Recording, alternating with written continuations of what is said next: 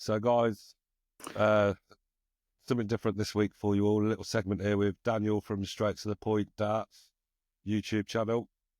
Hello there. Basically, well, quick cover of what the channel is. He's a coach, full-time. Yeah, full-time. Full-time.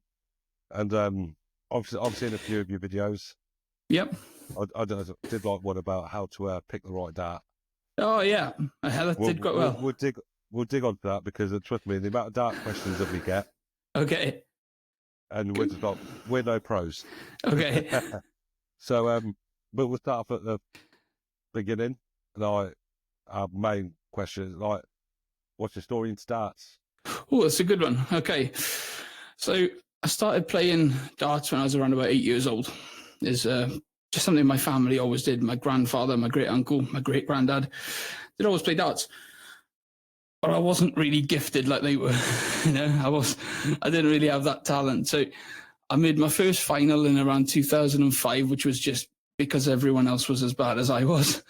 But I didn't really start getting good at darts until I was about 17. And then I tore ligaments in my right arm. And I had a bit of dartitis following the injury as well. From that point, I had to switch hands. It was the only way I could play. I still get pain in my right arm now. So I decided I'm going to spend the next however long just trying to learn to play with my left hand, which was interesting. So I ended up standing a couple of foot away from the board, and I just kept moving backwards and a little bit further away from the board all the time. And after 3 years, I managed to hit the board from the hockey. 3 years, I managed to hit the board from the hockey. Started playing competitively a bit, only pub league, that sort of thing. Another year after that, started trying Super Leagues. Year after that, started getting 70 average. Year after that, 80 averages. And then I went 2 years without losing a game in the Swansea Singles League on a Monday night, which was quite good. Didn't lose a singles or a doubles. And from there, I started winning local things. And I started the YouTube channel just after lockdown. There was I found lockdown very long, very boring. I think everyone did. I think that's when I found your channel, actually, was that must have been near the beginning of when you launched it, because it was... It's something on there, yeah. I was sitting down, I thought, well, I'm playing the best darts I've ever played. I was averaging 80 on a bad day, which was mental to think about. But there was no darts around. I felt like I was wasting my talent, and I'd worked so hard at it. And I literally thought, Straight to the Point Darts, that's a great name for a YouTube channel. That's literally I can't even remember why I thought of it. It just came into my head. So I made a really, really badly put together video on dart points. And then I did one for, how would I coach someone who's never thrown a dart? Really, really basic. And it got 10,000 views, and a couple of professionals contacted me and liked it. So I was like, okay, this is strange. Started making more. And then within about 2 or 3 months, people kept asking me to coach them. So I started studying the game even more. And then I had my first world champion on the books in 4 months, which was Glenn Durrant, and that kind of changed everything. Having a 3-time world champ and Premier League champ on the books. Within 6 months, I'm full-time. And that's... I remember watching one of your videos, and it was, you'd done an analysis. Obviously, someone had contacted you to get analysis on their throw. And it's just, you break it down and you're going, how the hell do you see that in that throw? It's like all the stuff now, it's just like, what? Yeah, I suppose I'd been studying the game for well over 10 years before I started doing it, in a lot of detail. Yeah. But over the last... You can't tell, to be fair. But yeah, in the last sort of 4 to 5 years, since I've been doing it full time, I'm doing it 12 hours on a quiet day, 12 hours and then playing darts in the night to 17, 19 hours. I'm doing around 100 hours a week of looking at different throws continuously. So the amount of time I've had to assess throws is ridiculous, and we're talking thousands and thousands of players, and you see the same trends with players over and over again. And then I started learning off an aerospace engineer as well. I've coached some very intelligent people, and as much as I've coached them, they've helped me. I've coached 35 professionals now, 11 of which have had tour cards at some point. And you learn off them as well. I remember learning about grip pressure because I was averaging in the 80s, but I couldn't get that dart to fly completely straight. And it was really frustrating because my hands were going straight. My flick was dead straight. The dart was aimed dead straight, but it didn't fly dead straight. And then I spoke to an aerospace engineer, and he was talking about grip pressure, the same pressure you put on pillars when you design rockets. That was one of his jobs in the past, was designing rockets. And I started learning more about the physics behind the dart. I started speaking to a physician, and that's when I became a really good coach. That's when I started getting more and more professionals on the books. But a lot of it's statistical probabilities. That's the only thing with darts coaching. Everyone's got a different style, but there are certain principles behind a style that will make it effective or not effective. That is what was very difficult to learn. And trying to spot that was challenging at first, but once you've done it 1,000 times, you've done it. It gets easier and easier. Yeah. You actually coach just the average punter as well. Yeah, don't you? I like coaching amateurs. I don't need to anymore, but I prefer it. I prefer to coach amateurs just as much. I think coaching professionals is great.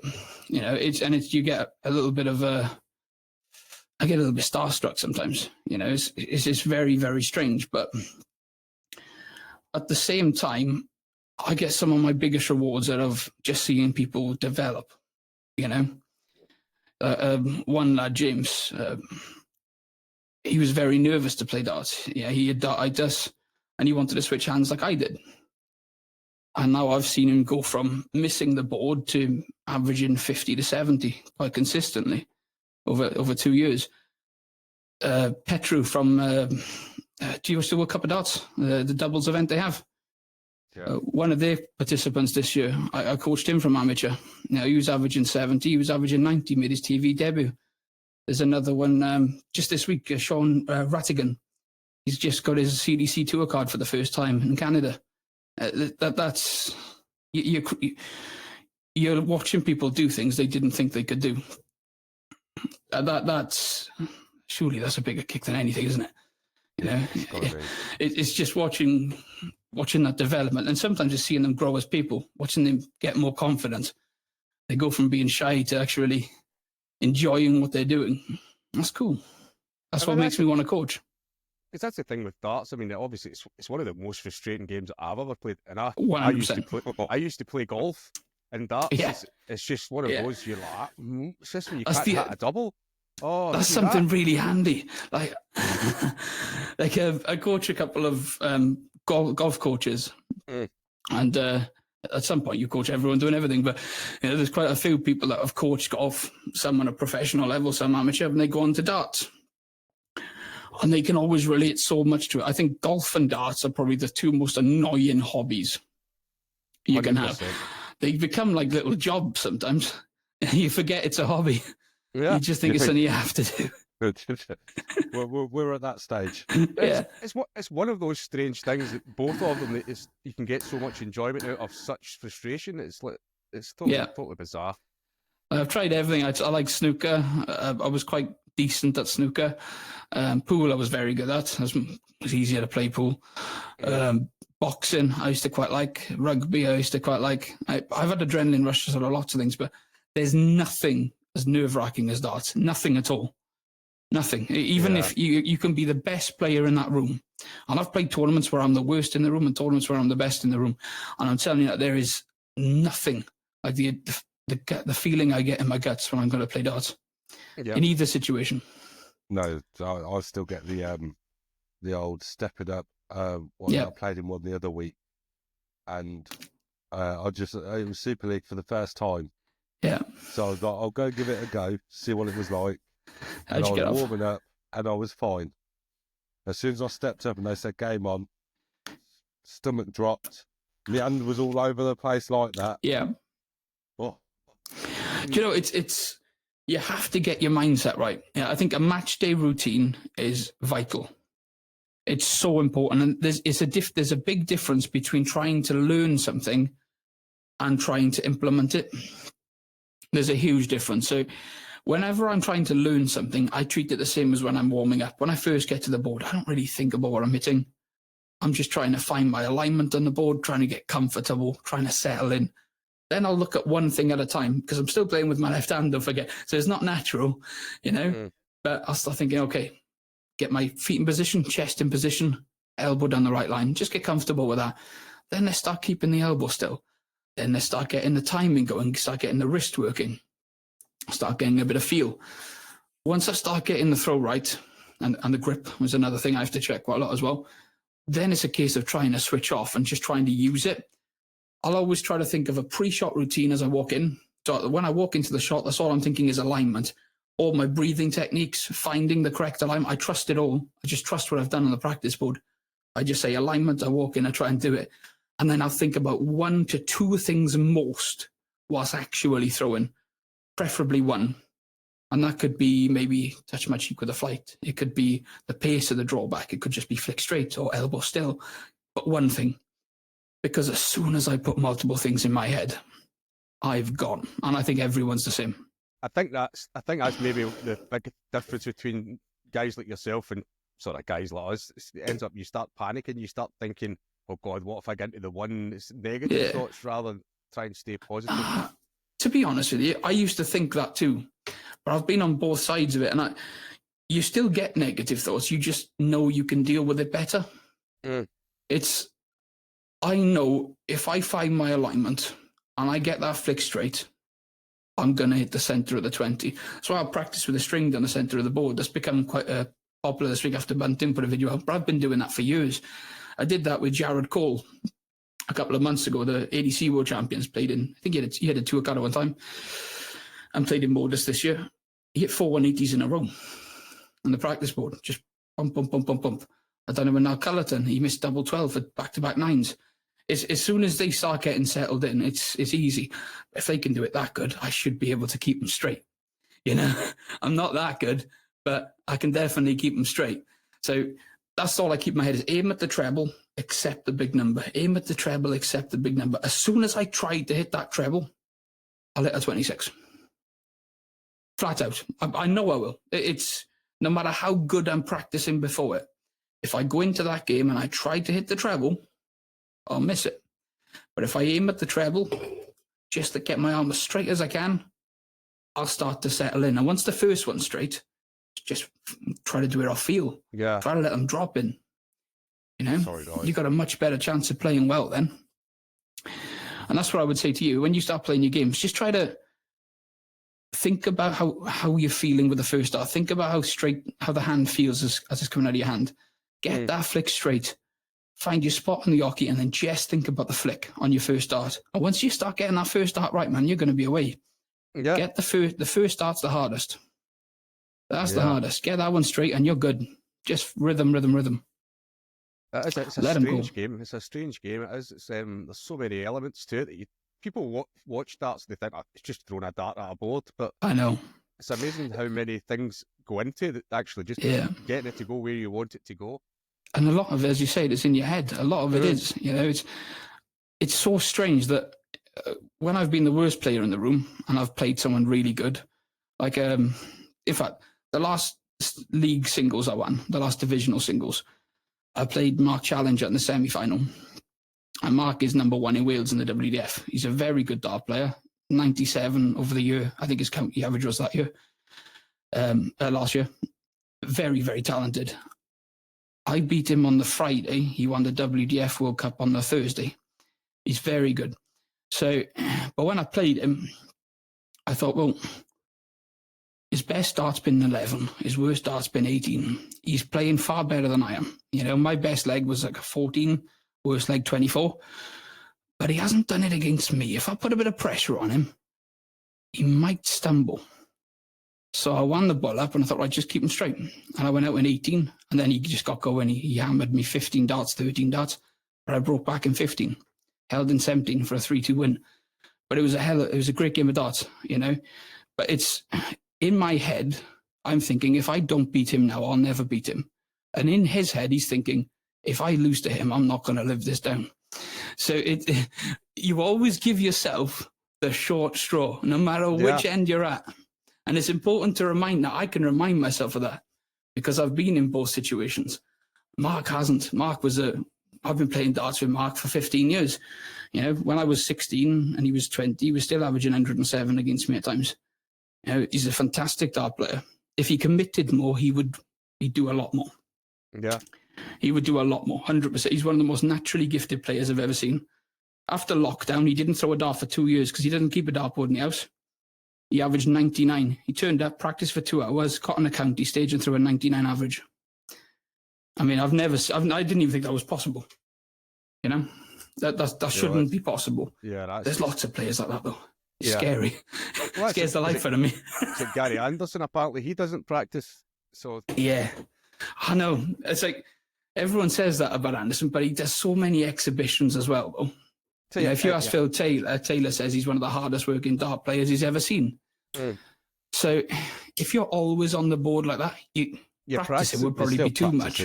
Yeah, exactly. Yeah, of course it is. Still practice. If you practice, you probably get worse at that point because he's on the board so much. Yeah. But yeah. So everyone's got their level, though. You know, it's some people need to practice every day. Some people think they need to practice every day, and it's making them worse. You know, it depends on where you're at in terms of your level of ability. Like Connor Scott locks himself in a room for 8 hours a day. That's his shift. Out of the 8 hours, he's probably thrown for 6 hours, 6.5, something like that. And he'll play against people, which slows it down as well. So he's probably throwing, I would say, for roughly 6 hours out of the 8 of actually throwing darts, which is a huge amount of darts. Yeah. And it works for him because he's so gifted as well. He can think about his throw for half an hour, switch off, and he does the rest just on autopilot. And he's getting his throw 99% right just without thinking about it. He's hit 150 180s in a day once. 150, I kid you not, 150, that is, in a day on the practice board, which I can't get my head around because I don't think I've hit that many in a month. You know, I played. We're sat there thinking, hold on, can we hit that in a year? Yeah, I think I've hit that. It's crazy. I think I've hit that in total on that counter. Last month, I played for. I actually counted it for the first time in years, just as an experiment. I played for around about 17 hours. Scoring time would have been around 10 hours, and I hit 75 180s. So I'm not a bad dart player, but I'm nowhere near that level. You know, cheapers. That's ridiculous stats. That's ridiculous stats. But if somebody else did that and they were having to think about their throw, or they were only able to get their throw decent for 15 minutes or 20 minutes, then the rest of the time they've been practicing mistakes. And then they wonder why they're getting worse. They're just doing something they're not ready to do. You know, I would rather do 15 minutes, take a break. 15 minutes, take a break. You know? But as you say, though, I think a big part of it maybe is if you're practicing the wrong things. If you're practicing something that's not making you better, then it's going to make you worse. Exactly. It can end up making you worse. Of course you can. Like, you see a lot of players, in terms of technical errors, a lot of errors these days come from late release. A vast majority of them. There's so many people online saying point to the target. Should never be pointing to the target. You look at when a professional dart player's arm is straight, see how many of them are considerably above level with the shoulder. They're normally slightly above level with the shoulder or below by the time the arm's extended. But when you tell people online to do this, they start actually lifting their arm up. You see their elbow kicking up, so the elbow's constantly moving up, which means the release becomes later. The higher the elbow, the later the release. The shoulder starts to follow. So they end up snatching. They end up with very little room to actually try to follow through, and they start losing power. So they're going to have to throw quite forceful. They end up forcing the dart on the practice board. If you're going to practice for 3 hours a day forcing the dart, you're going to make yourself worse. It's going to happen. You know, at that point, you're better off just starting again. Strip the throw back down. Go back to basics. Keep the elbow still. Start to relax. And just do 15 minutes. 15 minutes, get it feeling good, put them in the draw. Come back, another 15 minutes, get it feeling good, put them in the draw. You get better rewards out of it. I think at an amateur level, it's better to start doing that and then build it up slowly. You know, rather than just getting on the board for hours and hours and hours. You know, unless you're very naturally gifted, you're probably not going to improve at all just by getting on the dartboard. You know, we know that feeling. Fair. I think we're at that stage. Yeah, I mean, that's fair. I think a big but so thing was I, well, though. You know, I even though I didn't, I'm not a gifted dart player. You think I was 2005 is my first trophy, which is I lost in a final. I didn't play well, but nobody else did either. At the same time, I didn't hit a 180 till I was 17. So you're talking that's 2011. So it took me 4 years to hit a 180. Maybe, well, yeah, probably 5. You know, I was really not gifted at darts at all. I learned to play darts, and then I learned to do it with my left. You know, I've got skill, not talent. You know, if I had talent as well, I'd be dangerous. But, you know, it's one of those things you can only work with what you got. And the less amount of talent you've got, the more skill you're going to need. The only reason I've only beaten like a handful of pros, but the only way I could beat them is by keeping myself in check and getting a good throw. Because naturally, there's nothing much to work with. You know, there really isn't.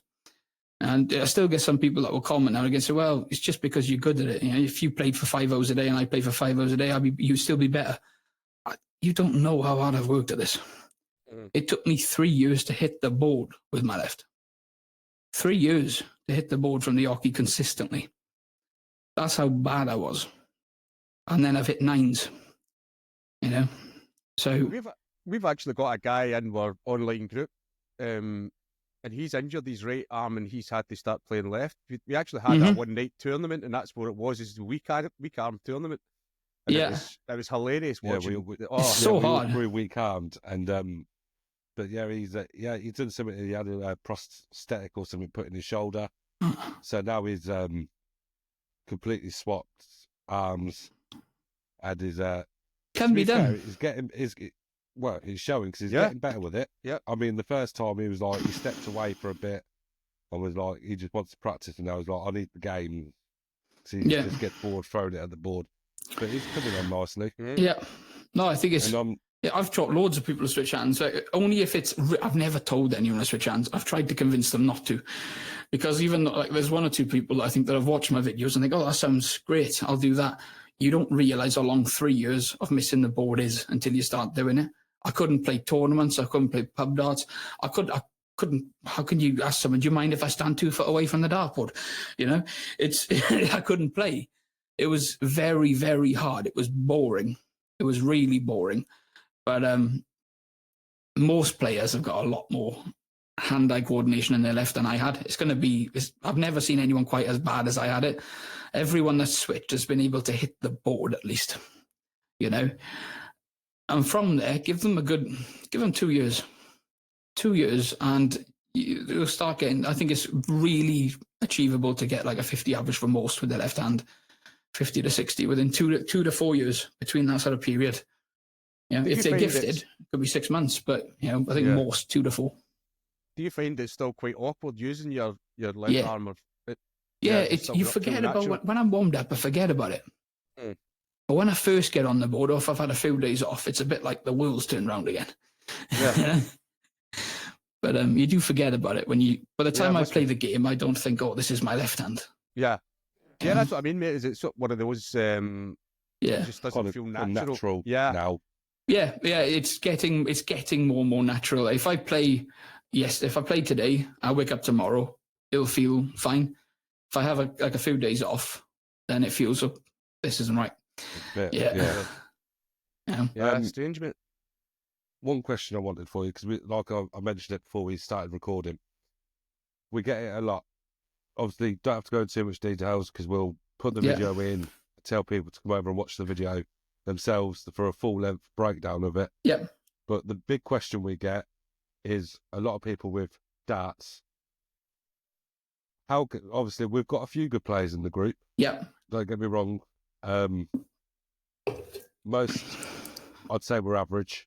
Yep. How could they pick the right dart for them? Because they're always swapping. We've got a few that are swapping, and then we see it a lot where it's like, oh, I just need to stick to one set. Okay. Then try them. What's a bit of advice you can give them? Or keeping that question that generic is quite hard. Okay. But I'll try my best with it, because you've got to assess the person a little bit as well. You've got some people who are just addicted to swapping darts. They're addicted to darts. And John, they were just for, I know what I used to be with my right arm when I was like 16, 17. I was crazy for it. I couldn't afford to buy different darts all the time, but if I could get a day's work just cleaning wheelie bins or anything to afford a new set, I would do it, you know. And then flights and stems, I didn't know what I was going to use, one throw to the next. I would watch Phil Taylor in 1990 against Bristol, and you'll see me with a long red shaft and a little black pear flight. And then I'd go and watch Andy Fordham. I'd get my John Lowe darts out, short white shaft, big white flight. You know, I was just totally and utterly just in love with these dart players. You know, if you're going through that, you've got to decide what your best match dart is and just pick the one that you're winning with, because the player half the time knows what it is. They know which set they keep going back to. They can't face losing, and they're addicted to changing. They actually just like changing the equipment. You know, so I would look, what have I actually won with this dart?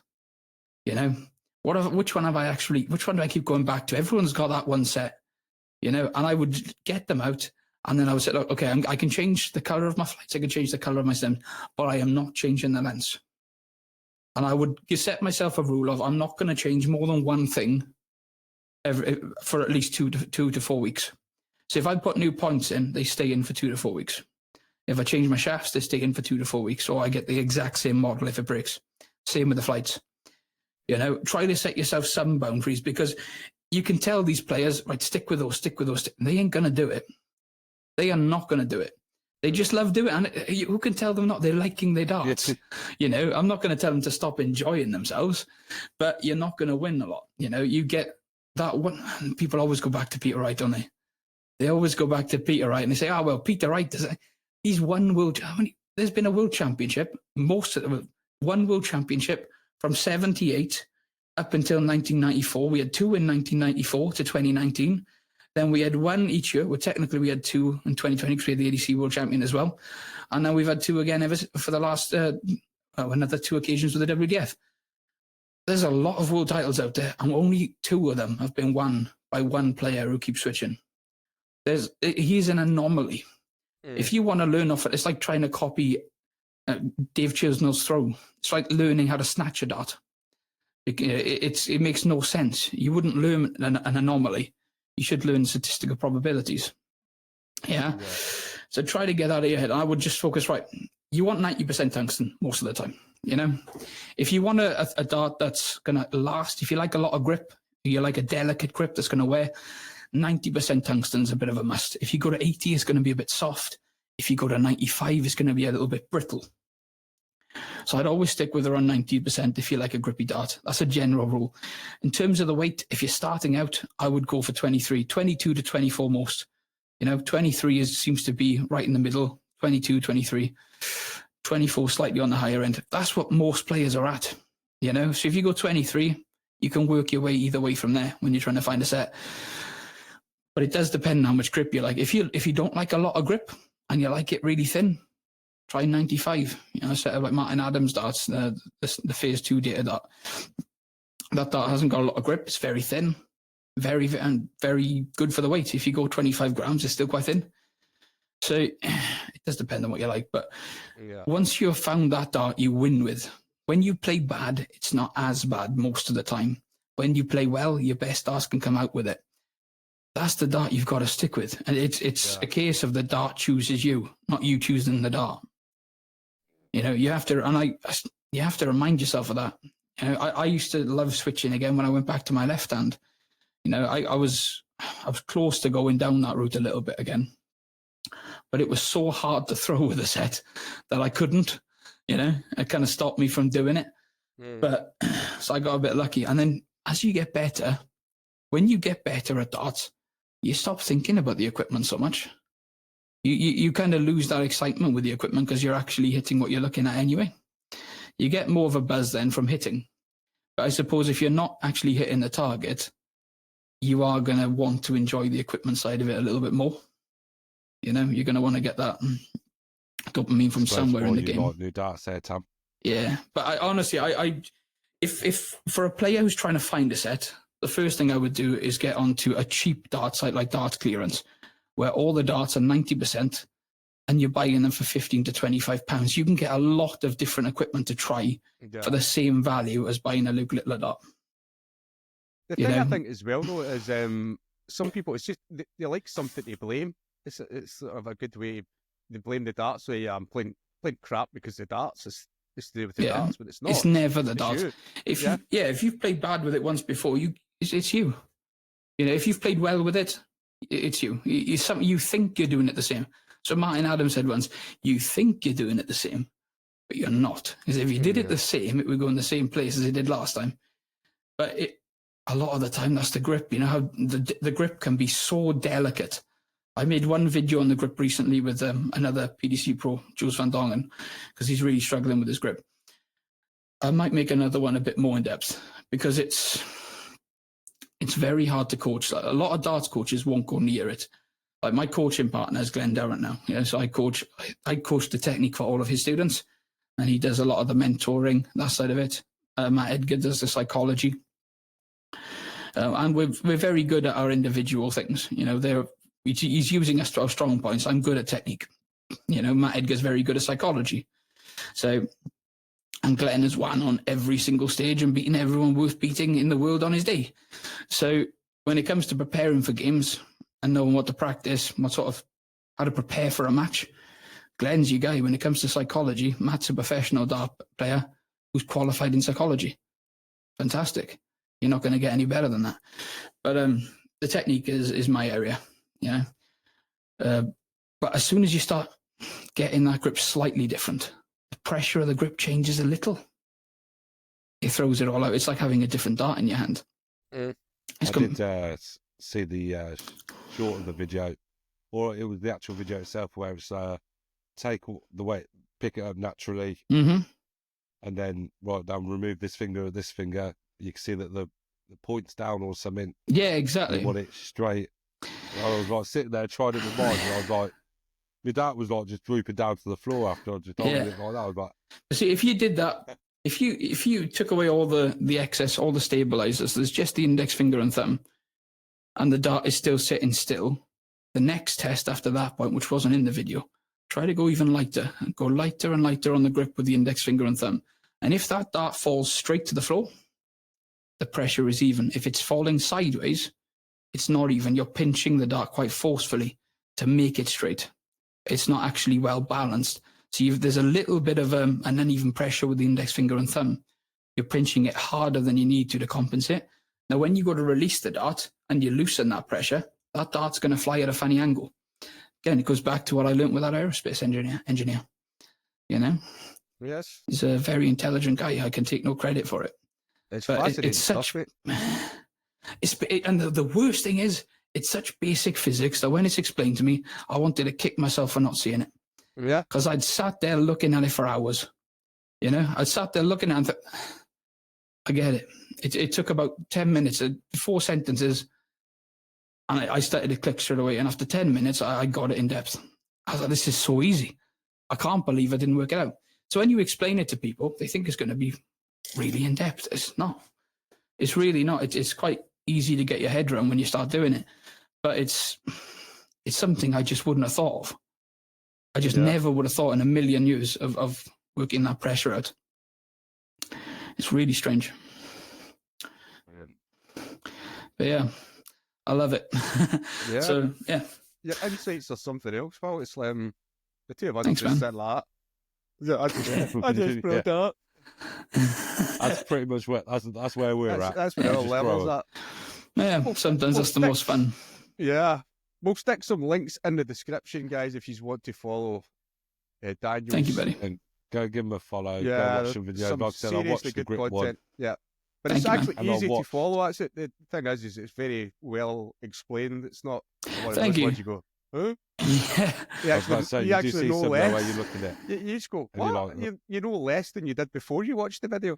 But Yeah. No. No, I know. Like Matt Edgar mentioned that, and that's something I'm really proud of. Is that when I started straight to the point, I wanted it to be kind of true to the name. And I thought, let's just keep it basic, straight to the point. You know, Matt liked my terminology. If you watch like Matt's videos, you know, he does pinch the odd bit of terminology from me now and again. But I think that's great. You know, I'm hoping to work with the PDPA now, as well at some point. Mhm. And if I get to write any form of curriculum, I'll be using the same basic terminology. Like Glenn's doing course 1 now with the PDPA. You can train to be a darts coach at last, because everything else is just safeguarding. And to be fair, though, stage 1 with the PDPA is going to be a lot of safeguarding. It's not really going to be that intense. It's going to be quite easy. But at least there is a recognised course, because there is none out there. You've got the site right, which is something I looked at doing. I tested the product. It really wasn't that effective. I can see what it's trying to do, but I would say it's about 50% effective from my finding at best. Yeah. So I've got no interest in doing the site right anymore. So I don't do that.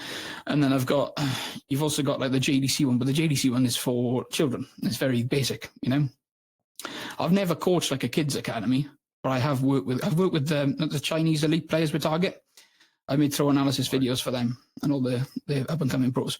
So I have looked at the throws of lots of kids before, but I've never done it at like an amateur level. It's always been with international level or up and coming pros.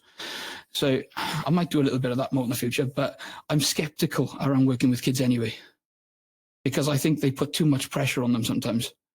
There's some academies like the Blackburn Academy, the Neath Academy, they seem great. But then there's 1 or 2 I've seen, and there's kids getting dartitis and they're like 8. And I'm thinking, this can't be normal. That can't be normal. It just can't be. So, yeah, I'm really skeptical when it comes to pushing kids on technique, Let them enjoy the darts. That age, that's what it is, isn't it? Yeah, surely. It's teach, it's like with anything, any sport or thing at that age. I mean, I used to coach rugby. Yeah. And it's like, you teach them, but the main part of it is have fun with it. You can get technical when you get a bit older. And when they get to about 15, 16, fair enough. Like in the last JDC tournaments, I coached the Irish captain of the JDC, and I coached the Welsh captain of the JDC, both of them, and they got to play each other. It was great to watch. But they're at an age where they are far more experienced than an 8-year-old was going to be, and they've both got good mindsets. They both are very good dart players naturally, so you don't have to push them as hard anyway. But am I really going to tell a child this is wrong? You need to do it this way if you're going to compete? Yeah. No, I'm not. I think it's too much. It's far too much. But so it'd be good to have an actual qualification. So I've got to attend the course 1, which would be good. I can't wait for that. And then hopefully I'll be able to get involved with future courses.